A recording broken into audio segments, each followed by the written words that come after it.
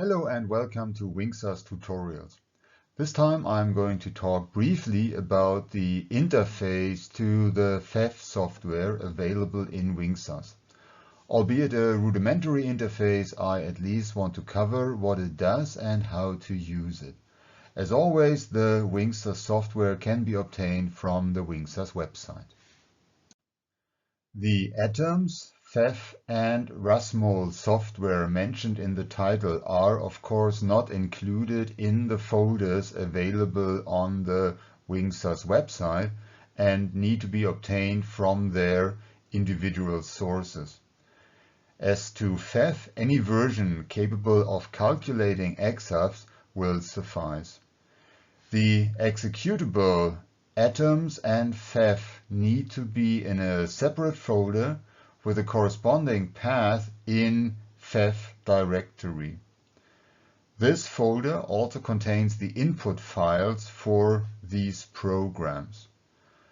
The software RasMol can be used to display the cluster as calculated by Atoms and used by FEFF to calculate the EXAFS function.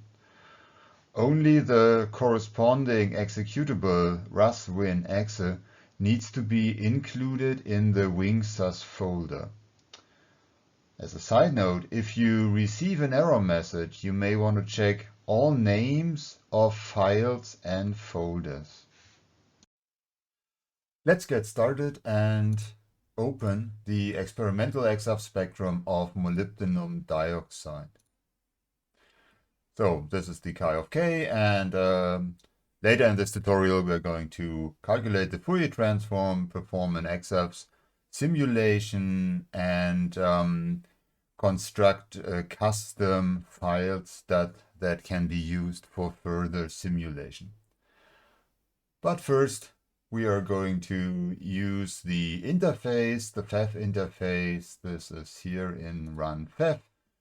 Get this dialog box for the FEFF interface. As I mentioned before, the directory needs to point towards the executables, and so now we can load the Atoms input file. This will open the Notepad editor and open the Atoms input file. And here we have the Atoms input file for molybdenum dioxide in a monoclinic structure. So for this Atoms input file, now we can use Atoms to generate a FEFF input file, to generate a cluster with a maximum R range here of 4.6 angstrom for molybdenum dioxide. So close this and run Atoms. So this is done, and now we can load the FEFF input file that will be used by FEFF to calculate the theoretical EXAFS function.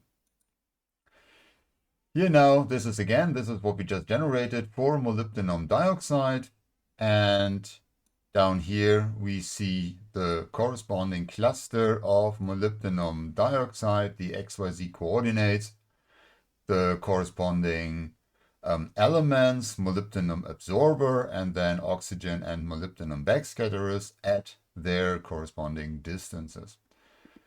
Important here is to change in the print line the last flag here to 3. I mentioned that before, and this will result in FEFF calculating those ASCII output files that contain the theoretical phases and amplitudes that are then used by WinXAS to calculate the theoretical EXAFS function. So this needs to be changed from 0, which is the default, to 3. So we can close and save, and now we can run FEFF. And this will calculate the theoretical phases and amplitudes.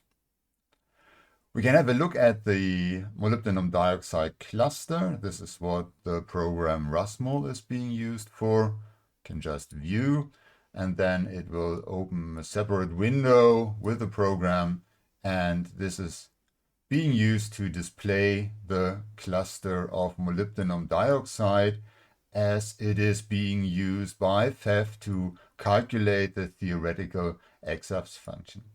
The absorber, the molybdenum absorber, is always in the center of this cluster, and we have the oxygen. Here, oxygen atoms in the first shell, and then the molybdenum atoms in higher shells. We can, for instance, pick distances.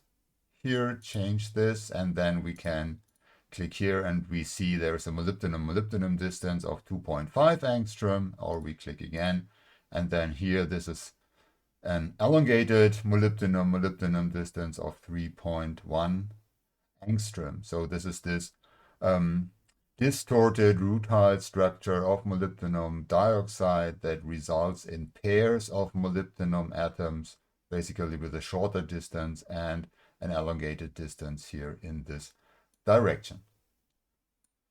So, can close this again. If you want to look at smaller sections of this cluster, you can change this here. This is just for viewing purposes. This does not influence the calculation by FEFF. So for instance, if I only want to look at the first shell, I set this to 2.5, view again, and then we go and only get a display of the first distorted octahedron, so 6-fold coordinated molybdenum by oxygen in the first shell of the monoclinic molybdenum dioxide structure.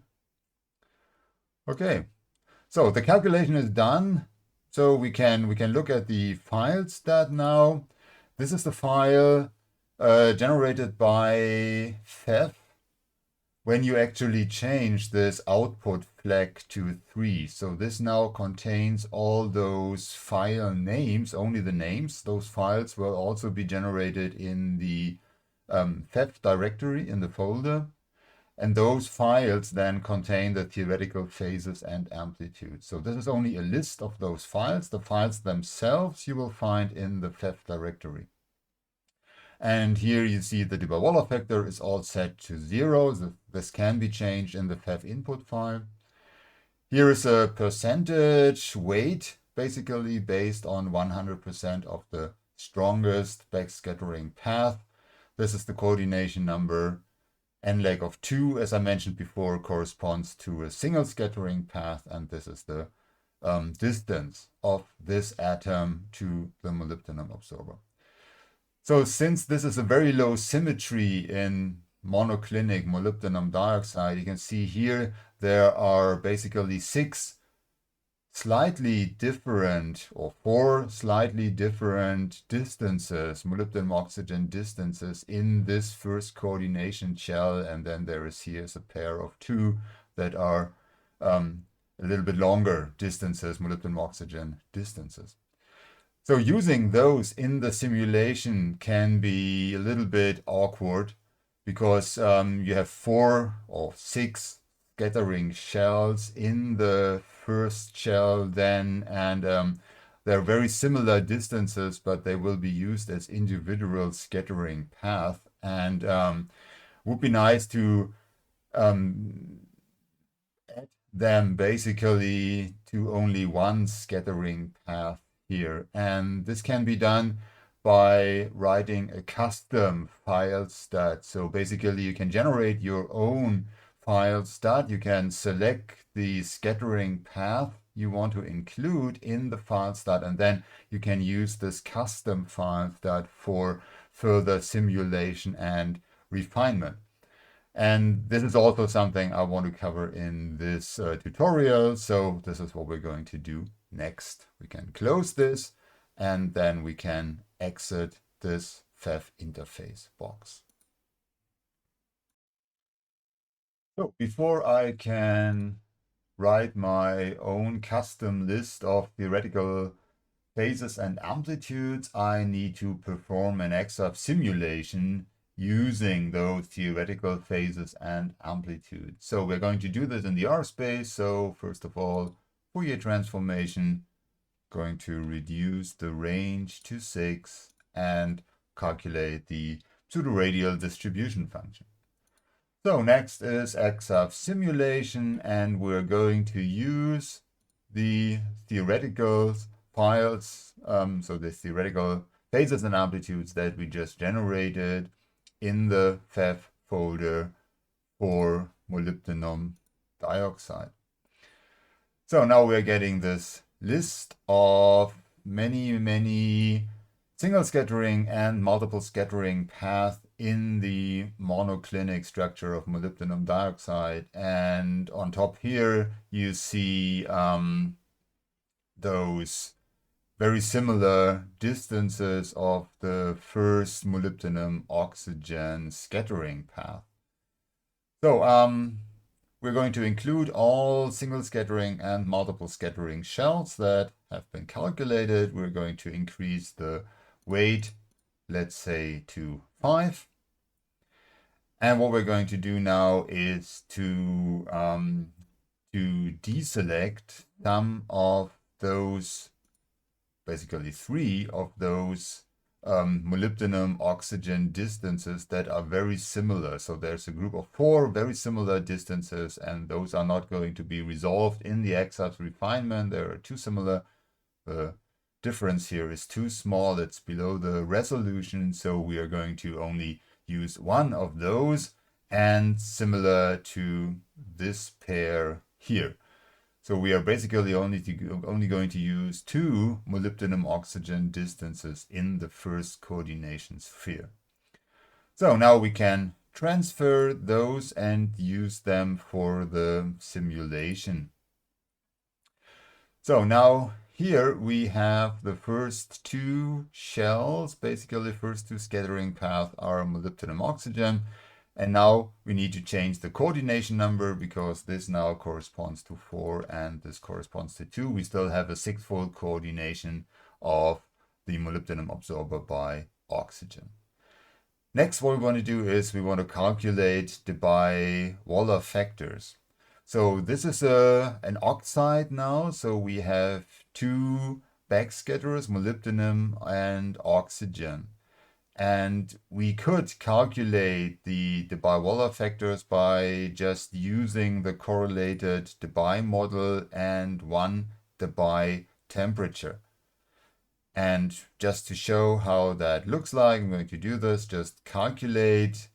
Then we get a set of Debye-Waller factors. Now, using the correlated Debye model and 1 Debye temperature, we can exit, and we get a theoretical EXAFS function.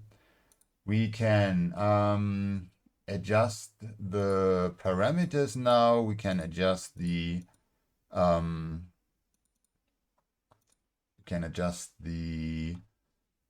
Debye temperature, basically increase this to, let's say, 500, and calculate again, exit, and now we see we get a better agreement for the molybdenum shells, but still a strong disagreement here between theory and experiment for the molybdenum oxygen shell. This is characteristic for ionic compounds like metal oxides, that you cannot use just 1 Debye temperature to calculate the Debye-Waller factors for both the molybdenum and the oxygen backscatterers. So what we can do is, in this box, now select the potential button, which will use 2 Debye temperatures, basically. So this divides the molybdenum dioxide structure into sublattices, into an oxygen and a molybdenum sublattice, and uses the correlated Debye model with a Debye temperature now to calculate the Debye-Waller factors for the oxygen sublattice and for the molybdenum sublattice individually.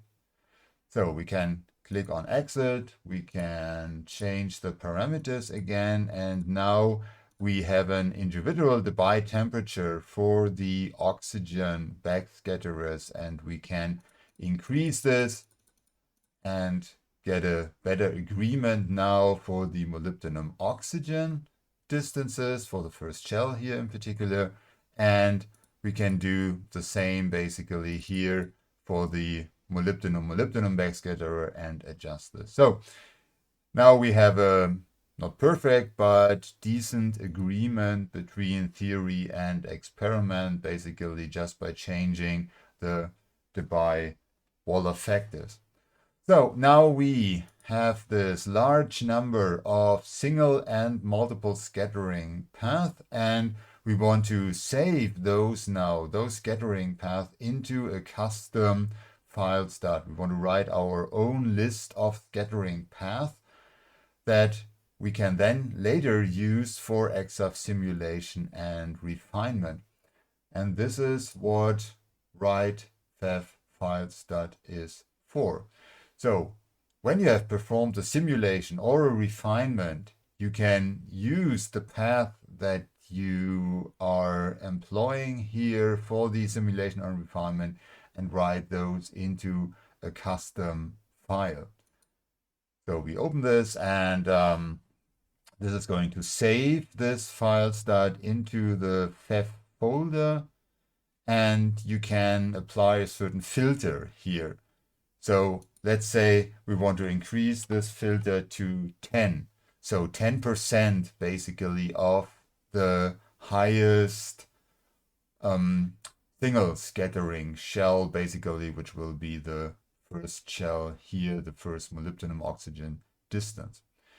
The advantage of using this filter over the values calculating by FEFF is that this is now really based on this calculation. So the program basically re-evaluates the contribution of all those small multiple scattering paths, and only those with more than 10% contribution to the overall radial distribution function will be saved in this file.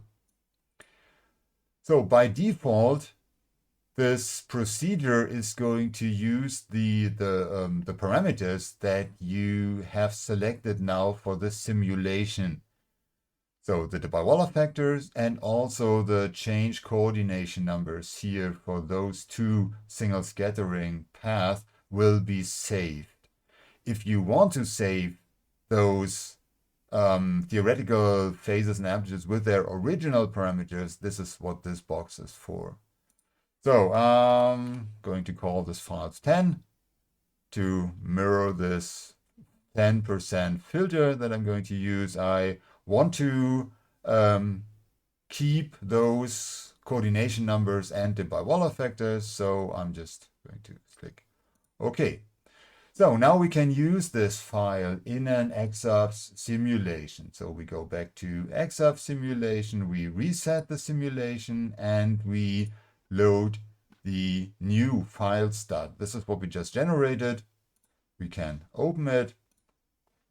And now you can see we have two molybdenum oxygen distances here, and basically coordination number of 4 and 2 for those two distances. This is what we just generated. Also, you can see there's a much decreased number of scattering paths now. Basically, there are only 17 left out of the more than 99 that we saw in the original calculation. So this basically means that most of the multiple scattering paths actually were below 10% and have not been saved into this list of significant, basically, theoretical phases and amplitudes. So now we can use those all for simulation and refinement. As a side note, you can see some contributions here, some percentages are below 10. You remember we selected a filter of 10%. Those are the single scattering shells. The software will save all single scattering shells regardless of their contribution. So when there are molybdenum oxygen single scattering shells at higher distances, they have a very low contribution, and later in the refinement, for instance, you may want to consider not using those actually, because they just add parameters to the refinement, because they are single scattering shells. They add parameters to the refinement, but their very low contribution doesn't make that actually necessary.